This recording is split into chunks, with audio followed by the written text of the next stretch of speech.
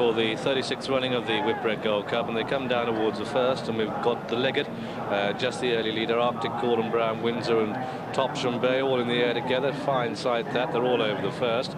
And it's still this line of 4 joined by Mr. Frisk now, so we'll have 5 in line. What a fine sight in the Sandown sunshine. From left to right, Arctic Call, Brown Windsor, Topsham Bay and the Leggit, and on the outside Mr. Frisk.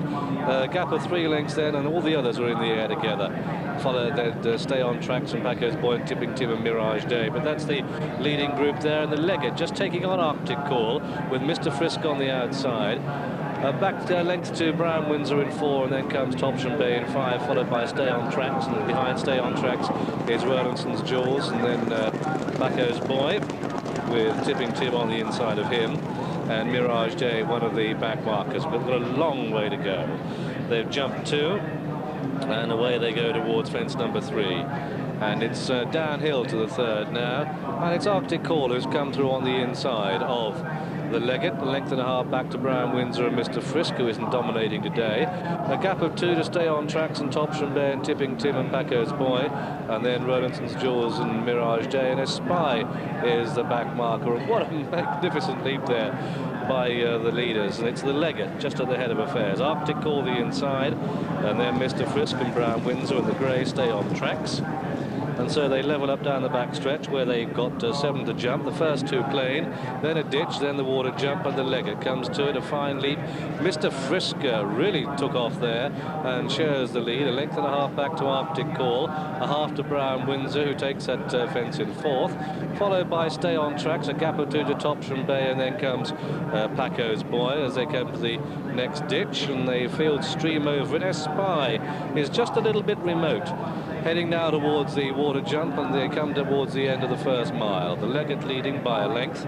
The Leggit to a length to Mr. Frisk, and then Arctic Call on the inside of Stay On Tracks and Brown Windsor, then Topsham Bay and Packo's Boy, and Tipping Tim and Rowlandson's Jewels and Mirage Day, a gap of 6 there to the back marker, which is Espy. Brown Windsor, the 3-to-1 favourite, the blinkered runner with the dark sleeves, touching down in 4th place as they take the first of the 3 railway fences. These fences very close together here, and it's the Leggit on the inside of Mr. Frisk. Arctic Call, a mistake. He makes a mistake, and Mirage Day goes to the top of it as well. The birds fly there. Brown Windsor on the outside of Arctic Call, and Espy jumping a little bit slowly out the back, and they begin the turn out of the back straight for the first time. The Leggit by a length to Mr. Frisk, and then Arctic Call and Brown Windsor matching strides 3-4, followed by Stay On Tracks, and then comes Topsham Bay and Packo's Boy and Tipping Tim and Rowlandson's Jewels, and they head down towards the pond fence. This is fence number 11 in the race. And as they come down to it, it's the Leggit and Robert Bellamy on the inside of Mr. Frisk, winner of this race a couple of years ago. Arctic Call on the inside, then Brown Windsor. Topsham Bay, the check jacket on the outside, getting closer than the grey Stay On Tracks as they leap the 11th. Tipping Tim on the inside of Rowlandson's Jewels and Packo's Boy. Espy getting a little bit closer, and Mirage Day, but those 2 last named are the last 2 in the race. They've completed a lap. This is fence number 12 now, and coming to it, it's the Leggit leading from Mr. Frisk. The Leggit and Mr. Frisk, Arctic Call the inside, Topsham Bay and Brown Windsor and Tipping Tim, the horse with a white face on the inside as they come to the 13th. This is the ditch. At it. Oh, a fine leap there by the leaders. They spy a little bit awkward, the order as they pass us with a circuit to go, having jumped 13. Is that the Leggit leads from Mr. Frisk in 2nd, and Arctic Call and Topsham Bay and Brown Windsor and Rowlandson's Jewels and Tipping Tim, and Stay On Tracks and Packo's Boy and Espy some 8 to 10 lengths off the leader, and then Mirage Day and John Oaksey, John Frankham, all to play for. Arctic Call has made a couple of mistakes. He usually makes a really bad one. So far, he's made only minor mistakes. He's going well at this stage. The other one, who I thought was going to be in a sulk, was Espy, but he's still last, but he's close enough. He needs to come from behind, needs to come very late indeed. So it's entirely possible that Graham Bradley, for him, things may be going to, according to plan on Espy, but Brown Windsor is still banging it too.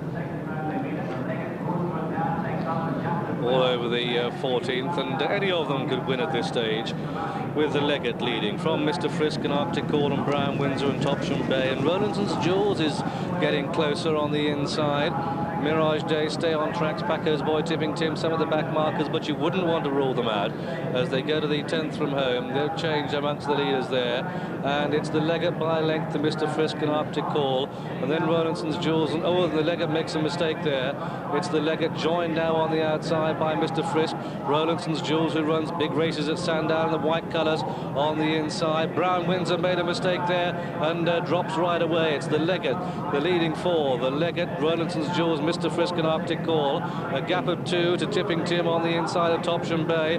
Then comes Espy getting a bit closer now as they leap the water for the final time. Brown Windsor is last now and dropping away. Stay on track, second from the right of the picture is second last. They've just got 6 more fences to jump, but it's still all to play for up front. Mr. Frisk and the Leggit from Arctic Call, the birch fly there. Topsham Bay on the outside in the check colours. Come down towards the 5th last. The Leggit on the inside goes to the top of it but gets away with it. Here comes Arctic Call on the outside of Mr. Frisk, the yellow sleeves. Rowlandson's Jewels just running out of buff a little bit at this stage. Topsham Bay in the check colours on the outside, but the top weight class horse Arctic Call is pressing the long time leader, the Leggit. Previous winner Mr. Frisk back in 3rd. Topsham Bay runs a big race. Here comes Espy from off the pace, and these 5 suddenly go clear of Tipping Tim, the horse with the white face, followed by Paco's Boy and Mirage Day. Brown Windsor is out of it.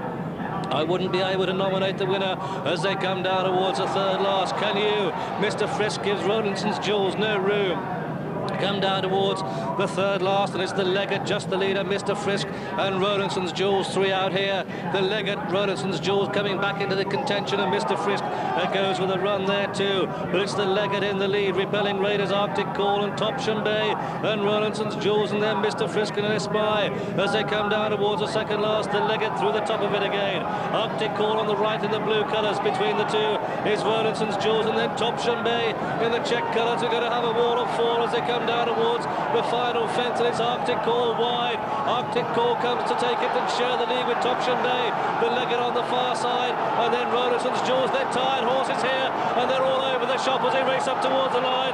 But Topsham Bay and the Leggit split by the width of the track, but it's Topsham Bay who drives to the line, and Topsham Bay lifts the Whitbread from Arctic Call and the Leggit, and then came Rowlandson's Jewels, followed home by Paco's Boy and Stay on Tracks, and then came Mr. Frisk, and behind Mr. Frisk was Mirage Day, and then Tipping Tim. Brown Windsor all but pulled up on the run-in.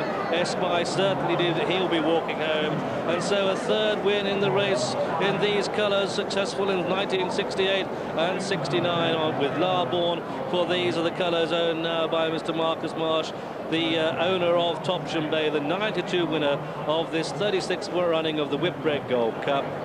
But this won Topsham Bay, trained at Kingsbridge by David Barons, ridden by Hewell Davis, and so this Topsham Bay has certainly lifted the spirits of the Kingsbridge team, who've had a rather rum season really, but Topsham Bay